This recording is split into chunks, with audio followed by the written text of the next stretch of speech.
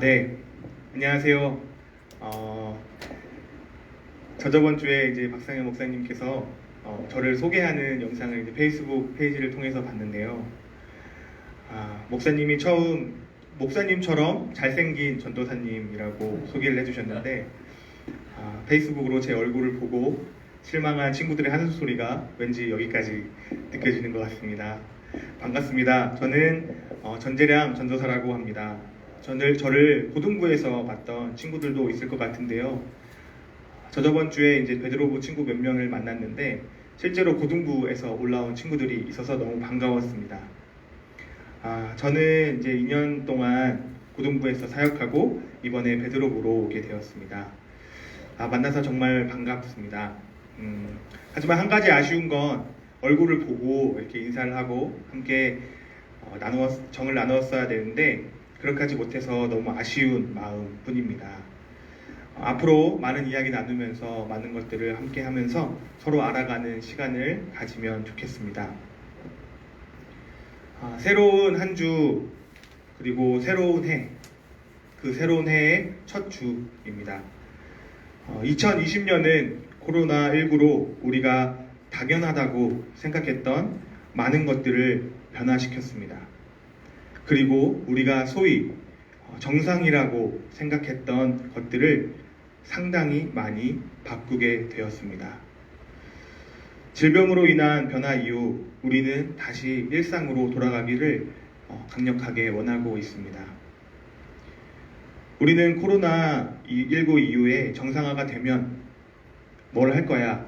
라는 말을 하기도 하고, 코로나19가 아니었으면 원래 우리는 이렇게 했었을 텐데 라는 말을 하기도 합니다. 하지만 정상 그리고 원래라면 그 단어는 누가 정해준 것이 아니라 우리가 반복적으로 그것을 해왔고 그렇게 했을 때 가장 좋았기 때문에 안정적으로 그리고 많은 사람이 선택해서 만들어진 길이 아니었는지 질문하게 되는 시간입니다. 마치 등산에 가면 사람들이 많이 지나다녀서 생긴 길에 풀이 자라지 않고 길이 만들어지는 것과 같은 이치일 수 있습니다.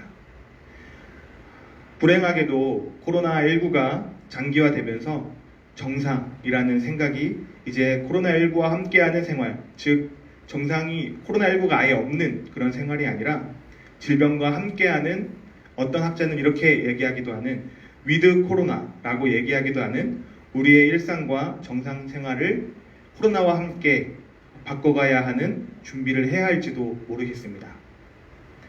많은 학자들이 코로나19와 19 전과 같은 삶으로 돌아갈 수 없다고 예측을 내놓고 있습니다.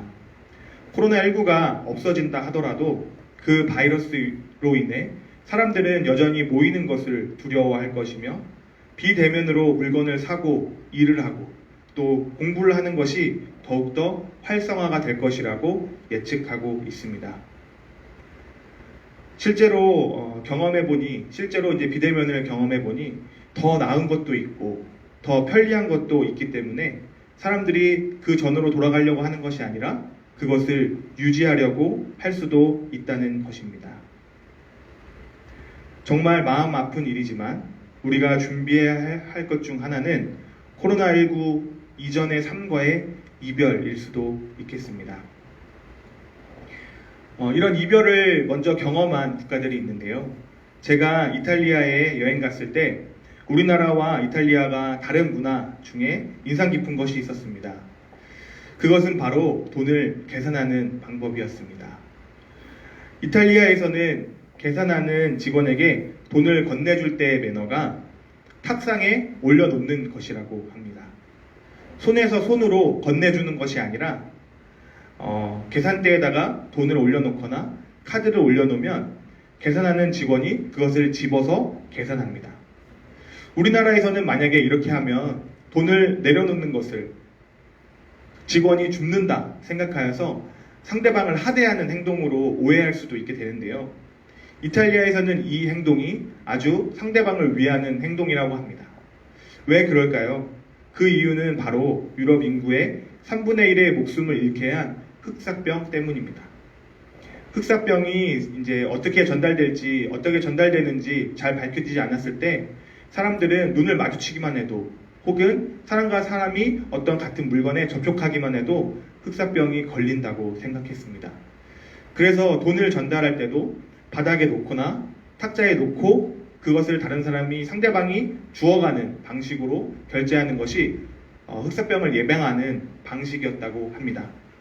그것이 이르면 14세기, 늦으면 17세기의 일인데도 지금까지도 이 문화가 이탈리아에 전해지고 있습니다. 우리가 함께 생각해 봤으면 좋겠는 또 하나의 코로나19로 인한 변화 중 하나는 우리의 이웃과 사회의 약층에 대한 관심입니다.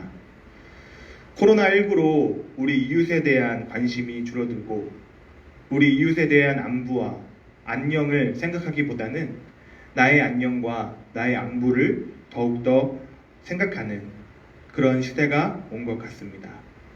다른 사람을 위한 시간 투자보다 나를 위해서 쓰는 시간이 더 많아지는 시기입니다. 나의 이웃이 무엇 때문에 힘들어하고 어려워하는지 관심을 갖기보다는 우선 이 코로나 상황을 끝내야만 한다는 생각에 더욱더 집중하기 시작했습니다. 물론 이 상황이 끝나는 것이 가장 중요합니다. 하지만 코로나19 상황이 끝나기를 기다리는 그 순간에도 우리의 이웃은 고통과 절망 속에 있을 수 있습니다. 결국 누군가는 계속 희생을 당하고 있을 수도 있다는 이야기입니다. 요즘에 한참 시끄러운 백신 또한 그렇습니다. 백신이 나오면 모든 것이 끝날 것처럼 이야기했지만 백신이 접종되고 있는 일부 국가에서도 하루에 아직도 몇몇 명씩 죽고 있는 현실입니다. 백신이 모든 것을 다 끝내는 것이 아니라는 것을 말해주고 있습니다. 또한 백신이 힘없고 가난한 나라에도 동일하게 공급해달라는 호소는 아무도 귀를 기울이지 않는 외침이 되어가고 있습니다. 미국과 영국의 코로나19 상황은 쉽게 알 수 있지만 아프리카와 같은 어려운 나라는 코로나19 상황을 잘 모르는 것이 우리의 현실입니다. 그리고 우리 사회 안에서도 백신을 우리 이웃에게, 나보다 다른 이웃에게 먼저 어떻게 공급하는가, 그리고 사회적 취약계층에게 어떻게 백신을 공급하는가에 대한 논의와 말은 나오고 있지 않는 상황입니다. 제가 앞에 이렇게 코로나19 상황을 길게 말씀드린 이유는 오늘 본문에 나온 이 사람 또한 백신이 공급된다면 맞지 못할, 당연히 제외될 것 같은 그런 사람의 이야기이기 때문입니다. 이 사람은 성경에서 이름조차 나오지 않고 있습니다. 성경에서는 이 사람을 이름이 없이 더러운 귀신 들린 사람이라고만 표현하고 있습니다. 심지어 이름까지 잃어버리고 또 구절을 자세히 보시면 예수님께서 내 이름이 무엇이냐라고까지 물어보셨는데 본인의 실명을 말하지 못하고 그 안에 있던 귀신이 레기온, 곧 군대라는 이름으로 자신을 설명하는 사람이었습니다. 또한 3절과 4절 그리고 5절에도 설명되어져 있듯이 이 사람의 사는 곳이 나오는데 이 사람 사는 곳은 무덤 사이였습니다. 한번 생각해 보시기 바랍니다. 무덤 사이가 사람이 살 수 있는 곳이었을까요? 무덤은 그때 당시에 아주 부정한 곳이었고 지금도 무덤에 밤에 가면 무엇이 나올 것만 같은 사람이 살 수 없는 아주 힘든 곳입니다. 무덤에서 사는 사람, 그 사람은 무섭기도 하고 또 상상해보면 정말 어떻게 상상하기 어려운 모습이기도 하지만 그 사람의 삶은 굉장히 외로웠을 것입니다.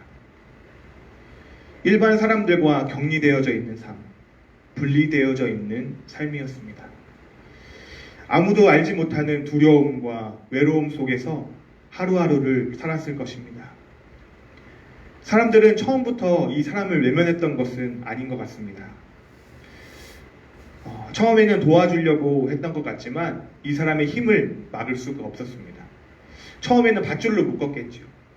근데 이 밧줄을 이 사람이 끊어내니까 쇠 고랑과 쇠 사슬, 나중에는 죄인이 차는 고랑을 발목에 채우기도 했다고 성경에 나와 있습니다. 이런 과정에서 그의 온몸은 상처가 났을 것이고 계속해서 멈추지 않는 피가 흘렀을 것입니다. 그리고 성경의 마지막의 묘사로는 밤으로, 낮으로, 무덤에서 혹은 산에서 늘 소리를 지르며 돌로 자기 몸을 해치고 있다고 말하고 있습니다.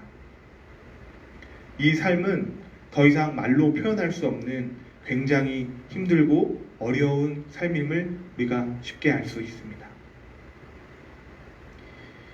그래도 이 상태를 한번 생각해 보면 자신의 이름을 잃어버리고 자신의 의지와 자신의 생각조차 다른 사람에게 전달할 수 없는 이 자신을 잃어버린 상태. 더 이상 나의 의지와 나의 생각으로 움직이는 것이 아니라 사탄에게 자신을 뺏겨버린 상태였습니다. 더 이상 인간의 삶이 아닌 삶이었습니다. 또한 이 사람에게 부정한 것은 이것뿐만이 아니었는데요.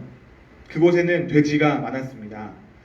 돼지는 레위기에도 나오지만 오래전부터 유대인이 부정하게 여기던 동물이었습니다. 부정한 지역과 부정한 사람, 부정한 정신, 이 사람의 상태였습니다. 아무도 이 사람 옆에 있지 않았고 또한 있을 수 없다고 생각했습니다. 이 사람의 고통과 외로움은 오로지 이 사람 혼자의 몫이었습니다. 그리고 그 고통의 크기는 아무도 감당할 수 없는 크기로 커져만 가고 있었습니다. 마치 버려진 사람처럼 이제 해결책은 없다라고 생각되는 상황의 연속이었습니다. 코로나19가 한참 이제 막 유행할 때 어린이날 특집으로 국민 대질문으로 질병관리청에서 질문을 받은 적이 있습니다. 그때 한 어린이가 이런 질문을 했습니다. 코로나19에 걸렸다가 회복된 친구와 다시 놀아도 될까요? 라는 질문이었습니다. 어린 친구들이 충분히 할 수 있는 질문인 것 같습니다. 그때 정은경 청장이 이런 대답을 했습니다. 혹 코로나19에 걸렸던 친구가 있더라도 완치됐다고 판정을 받고 그 이후에 2주 동안 격리를 한 후에 또 완치됐다고 판정을 받으면 오히려 그 친구에게 가서 많이 아팠구나, 힘들었구나, 위로해 주세요. 절대로 그 친구를 따돌리거나 코로나를 걸렸다고 더럽다고 하면 안 됩니다. 배려가 느껴지는 장면이기도 했지만 이 장면을 곰곰이 생각해보면 한 사람의 가치, 코로나를 걸리던 걸리지 않던 그 한 사람의 가치가 얼마나 소중하고 귀한지 알 수 있는 장면이었습니다. 한 사람이 코로나19에 걸린다 하더라도 그는 여전히 사람이며 여전히 가치 있는 인생입니다. 가치가 하락하거나 우리는 이제 다른 사람과 함께할 수 없는 쓸모없는 사람이 되는 것이 아닙니다. 만약 제가 5만 원짜리 지폐를 가지고 구기거나 집 밟거나 한다 하더라도 만약에 제가 이 지금 방송으로 이 기념관 503호에 5만 원을 놓고 갈 테니 먼저 가지고 가고 싶은 사람은 가지고 가세요 라고 하면 여러분은 구겨지고 밟혔기 때문에 그 5만 원을 가지고 가지 않을 것입니까? 그렇지 않습니다. 바로 그렇습니다. 어떤 상황에도 우리가 어떤 모습이어도 우리의 가치는 변하지 않습니다. 하나님이 우리를 만들어주시고 창조해주신 그 가치는 변하지 않습니다. 그리고 내 옆에 있는 힘들어하는 이유 또한 하나님이 창조해 주셨기 때문에 그 가치가 변하지 않습니다. 코로나19로 많은 것을 잃어가고 이제 이전으로 돌아갈 수 없다 하더라도 여전히 변하지 않는 것이 두 가지가 있는데 그것은 바로 예수님이 저와 여러분을 여전히 사랑하고 계시는 그 사실과 그 사랑을 받은 우리는 정말 귀하며 소중한 사람이라는 사실입니다. 우리가 어떤 모양, 어떤 외모, 어떤 특징, 어떤 스펙, 어떤 상황에 있다 할지라도 하나님이 우리를 사랑해 주시기에 우리는 귀한 사람인 것입니다. 이런 한 사람을 귀하게 여기는 마음,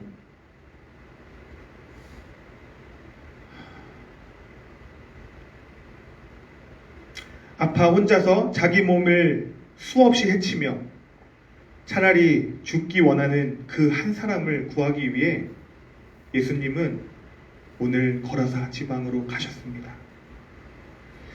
악의 지배를 받고 있고 온갖 부정한 것에 빠져서 어려워하고 외로워하고 제발 죽었으면 좋겠다라는 생각을 갖고 있는 그 사람에게 예수님은 찾아가셨습니다. 예수님은 항상 그러셨습니다. 예수님은 거룩하지 않은 곳에 가셔서 그곳을 거룩하게 하셨습니다. 이것이 예수님의 법칙입니다. 우리는 거룩하지 않은 곳에 가거나 우리가 더러운 곳에 가면 우리도 더러워진다고 생각하지만 예수님은 예수님의 사랑으로 그 더러운 곳을 찾아가 예수님으로 인해 거룩하게 된다는 것을 항상 보여주셨습니다. 그를 찾아가 만나 주십니다. 만나서 예수님이 그에게 말씀하십니다. 더러운 귀신아, 그 사람에게서 나오라라고 말합니다. 그리고 그 사람을 구해 주십니다. 귀신이 떠나가고 그 사람은 온전한 정신을 갖게 되었습니다. 누구도 해주지 못한, 가장 필요했지만, 정말 가장 필요했지만 누구도 해주지 못한 그 도움을 예수님은 주셨습니다.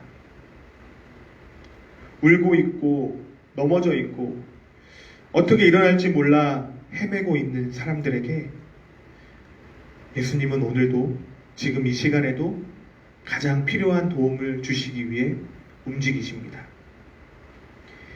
새해가 되었지만 여전히 변한 것은 없고 기대가 되지 않고 나의 인생 걸어가는 동안에 어떻게 가야 하는지 막막한 그 사람을 예수님은 찾아가실 것입니다.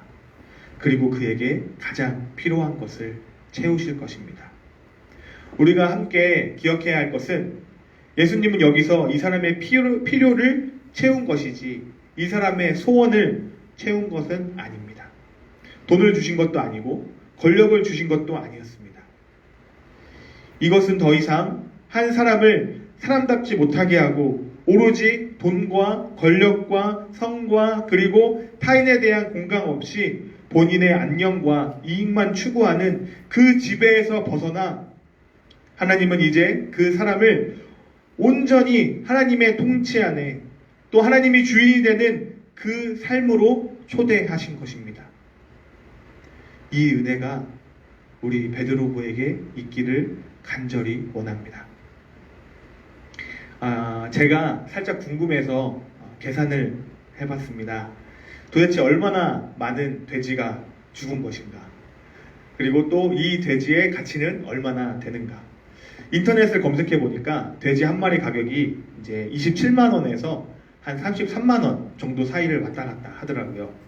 그래서 한 30만 원이라고 잡고 이것을 2,000마리라고 한다면 곱하면 6억 정도가 나옵니다. 한 사람을 위해. 그리고 정말 그 사람은 심지어 그 시대에서 부정하다고 생각되는 정신도 온전하지 않고 다른 사람에게 피해까지 입히는 그 사람에게 6억을 투자하는 일은 쉽지 않은 일일 수 있습니다. 예수님은 이것보다 더욱더 한 영혼을 귀하게 여기시고 그 한 영혼은 다른 사람이 아닌 바로 우리 자신입니다. 코로나19에 대한 대책이 쏟아지고 있습니다. 초반부터 마지막까지 제가 초입에 말했듯이 이미 우리는 이전과 같은 삶을 살 수 없을지도 모르겠습니다. 그래서 우리는 준비하고 또한 대응해야 할 것입니다. 많은 학자들이 거리두기를 강조하고 있지만 모두 동의하는 것은 인간은 사회적 동물이기 때문에 결국에는 다시 만남을 갈구할 것이고 다시 만남으로 달려갈 것이라는 전망이 나와 있습니다. 예수님도 이 사람과 만남으로 모든 역사가 시작됐습니다. 하나님과의 만남, 그리고 나와의 만남, 그리고 이웃과의 만남, 다시 안전한 방법으로 고민되어야 하겠습니다. 사실 여러분과 저와의 만남도 예사롭지 않습니다. 제가 베드로부를 배정받았을 때 할렐루야를 외치면서 하나님께 정말 놀라기도 하면서 감사하기도 한 것은 무엇이었냐면 바로 제가 대학 입시를 2번 봤습니다. 저도 입시의 장벽에서 울어봤고 웃어봤고 다시 마음 먹기까지의 힘든 과정을 거쳤습니다. 일명 재수학원이라는 곳에서 1년이라는 시간을 정말 여러 가지 모양으로 경험했던 사람이었습니다. 그래서 하나님이 그 경험을 다시 생각하게 하시고 다시 떠올려 우리 베드로부와 함께 울고 웃으라는 메시지가 저의 직책에 베드로부라고 써있는데 그렇게 느껴졌습니다. 같이 경험하고 그것을 공감할 수 있다는 것은 생각보다 너무 큰 위로이고 큰 감사의 제목이라는 생각을 해보았습니다. 더 자세한 이야기는 나중에 더 들려드리겠습니다. 하지만 확실한 것은 입시를 다시 준비했던 그 시간이 저에게 너무나 은혜로운 시간이었습니다. 2021년이 시작되었습니다. 하나님 앞에서 기도하면서 우리 베드로부가 이런 공동체가 됐으면 좋겠다는 생각을 했습니다. 이 사람처럼 힘들고 어려운 가운데 있는 친구들이 먼저 예수님을 만나는, 하나님을 만나는 그런 경험이 있으면 좋겠다라는 기도를 하게 되었습니다. 이제 여러분도 성인이고 더 이상 고등부에서 올라온 것처럼 그냥 교회를 다니는 것이 아니라 정말 기독교가 그냥 이제 몸만 왔다 갔다 하는 것이 아니라 여러분에게 하나님을 만나는 은혜가 있고 그 큰 은혜로 이 인생 살아갈 때에 홀로 가는 길이 없으면 좋겠다라는 생각을 했습니다. 그리고 그렇게 하나님의 은혜와 사랑을 받는 자로 본인의 인생을 정말 아끼고 정말 사랑하는 공동체가 됐으면 좋겠다라는 기도를 했습니다. 앞으로 더 나누겠지만 본인의 인생을 사랑해서 무엇이 본인이 좋아하는 것인지 비전을 찾게 되고 또 건강한 배우자를 만나게 되고 또 하나님의 사랑을 받는 자로 사는 것이 어떠한 것인지를 함께 고민해 보면서 또 우리 그 고민을 함께하는 이웃을 사랑하면서 그리고 오늘 본문에 나온 것처럼 그 사랑을 가지고 다시 가족과 사회로 나아가는 하나님의 통치 아래 있는 그 사람의 삶을 보여주는 공동체가 됐으면 좋겠다라는 기도를 하게 되었습니다. 하나님과 또 저와 그리고 우리 이런 공동체를 함께 만들어보고 기대했으면 좋겠습니다. 코로나19로 많은 어려움이 있지만 최대한 준비하고 또 여러분과 함께 하도록 노력하겠습니다. 함께 반응해 주시고 또 함께 만들어가는 베드로부가 됐으면 좋겠습니다. 우리 함께 기도하겠습니다. 우리를 사랑하셔서 독생자 예수님을 주시고 우리를 만나시기 원하시는 하나님 감사합니다. 우리 베드로부가 이제 하나님의 은혜로 2021년도를 시작합니다. 하나님께서 인도하여 주시고 우리 베드로부의 유일하며 온전한 주인이 되어 주시고 우리 베드로부의 인원 한 명 한 명마다 하나님과의 만남이 있을 수 있게 하여 주시며 하나님의 사랑을 느끼고 우리가 얼마나 소중한 사람인지 알고 다른 사람을 섬기는 공동체가 될 수 있도록 하여 주시옵소서. 베드로부를 계획하시고 만드시며 함께 하시는 예수님의 이름으로 기도드립니다. 아멘.